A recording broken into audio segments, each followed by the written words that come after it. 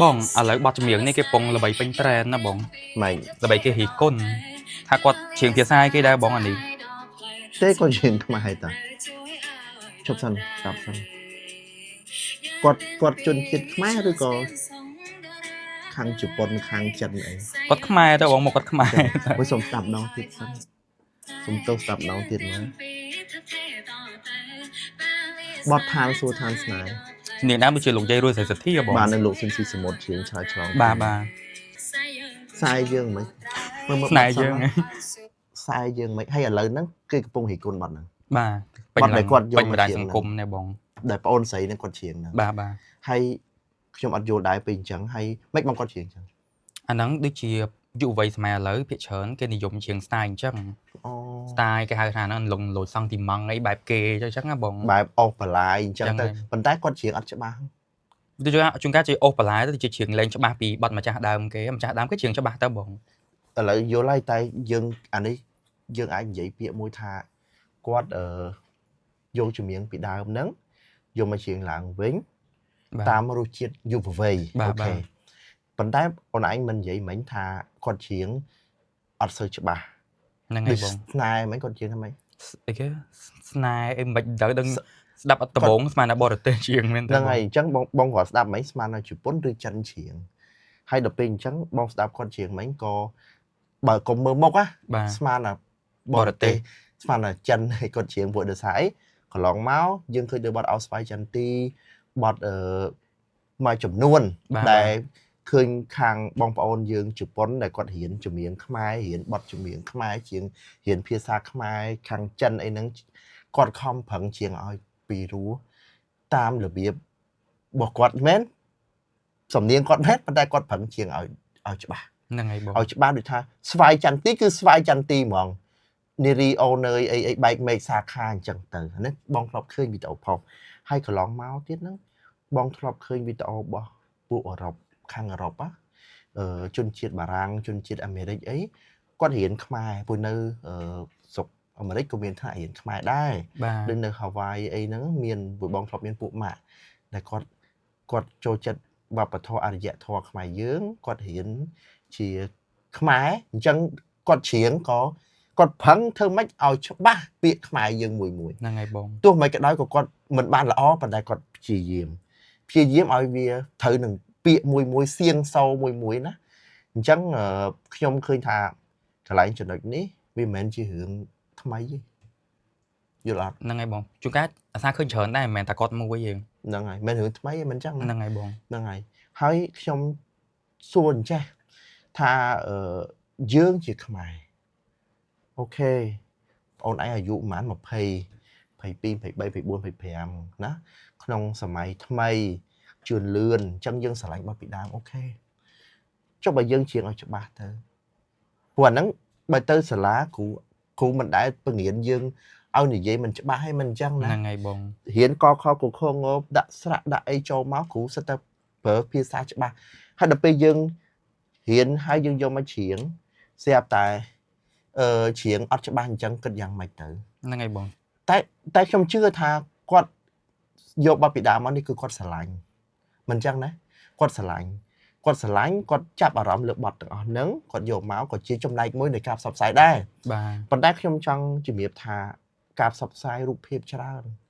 បើយើងផ្សព្វផ្សាយក្នុងន័យត្រូវគេសរសើរយើងបើយើងផ្សព្វផ្សាយយកមកហើយ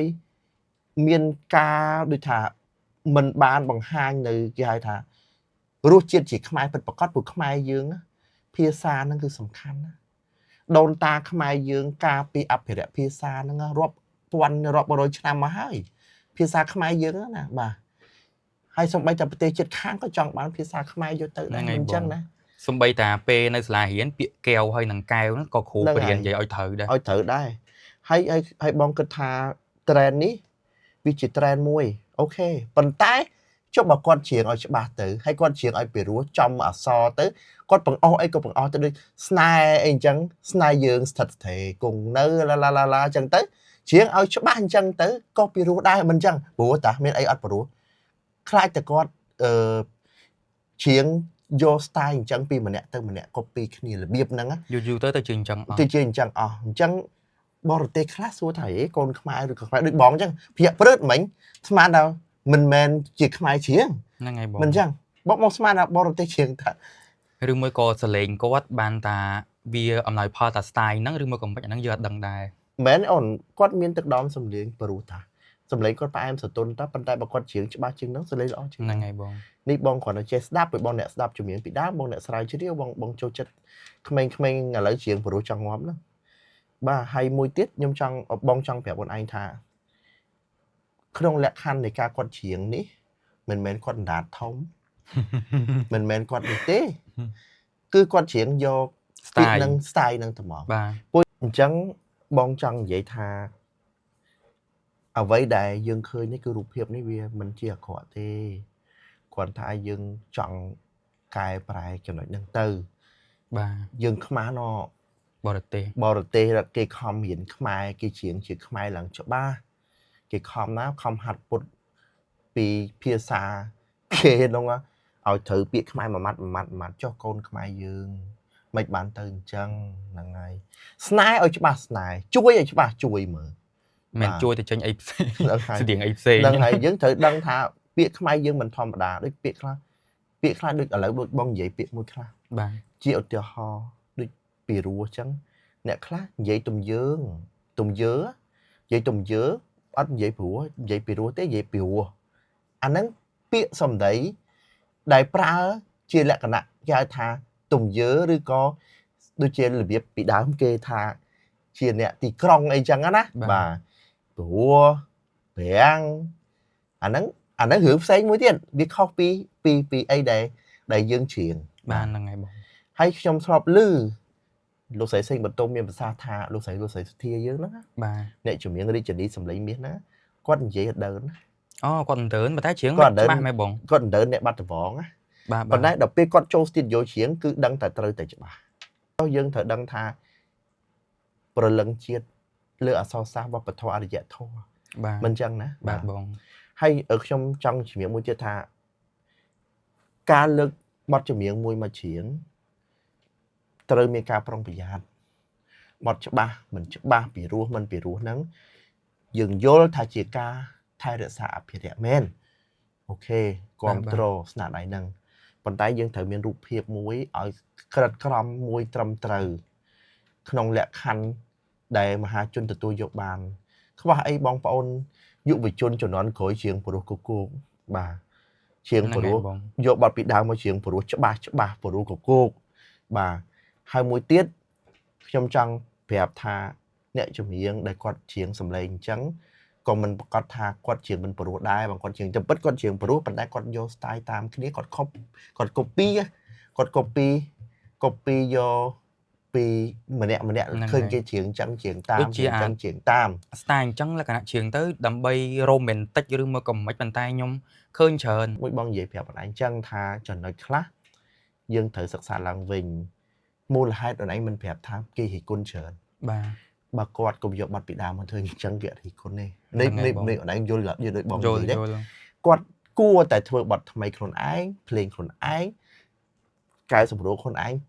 តម្លើងខ្លួនឯងហើយយកមកច្រៀងរបៀបគាត់ទៅ ហ្នឹងហើយ អាហ្នឹងរឿងគាត់ ជំនឿថាគាត់ចង់ច្រៀង style អញ្ចឹងអាចនិពន្ធបទចម្រៀងខ្លួនឯងហើយច្រៀងខ្លួនឯងទៅ ច្រៀងខ្លួនឯងទៅ បាទ បាទកុំយកប័ណ្ណពីដើមទៅច្រៀងអញ្ចឹងមានបងប្អូនខ្លះគាត់ស្រឡាញ់ប័ណ្ណពីដើមគាត់អត់ចង់ឲ្យប៉ះពាល់ បាទ គាត់អត់ចង់ឲ្យគឺថា កន្លែងទៅច្រៀង កន្លែងទៅចេះចូលដល់ពេលអញ្ចឹងទៅគាត់ស្ដាប់ទៅវាទៅតិចអាហ្នឹងហើយទៅតិចគាត់អញ្ចឹងបងអត់មានអីទេគាត់ថាចង់ឲ្យគាត់កែប៉ុណ្ណឹង ហ្នឹងហើយធម្មតាហើយយើងក្នុងនាមជាអ្នកចម្រៀងយើងត្រូវតែហ៊ានទទួលយកពាក្យសម្ដីនៃការរិះគន់របស់គេអានេះរិះគន់ក្នុងន័យស្ថាបនាមិនមែនជន់បន្លិចមិនមែនឌឺដងអីទេ ហើយក៏ខ្ញុំសរសើរគាត់ដែរដែលគាត់ស្រឡាញ់ហើយសម្លេងគាត់ព្រោះតើមិនស្ដាប់ទៅព្រោះបើគាត់ជាឲ្យច្បាស់ជាឲ្យសន្ទុនទៅលុបលោចហើយបាទ ហ្នឹងហើយបង ហើយដូចចង់ប្រាប់ចឹងថាអ្វីក៏ដោយគេរិះគន់គាត់ដោយសារគាត់យកប័ណ្ណពីដើមមកធ្វើ បាទ បើគាត់ធ្វើប័ណ្ណថ្មីអត់អីទេបាទហើយដូចបងនិយាយចឹងថាភាសាខ្លះ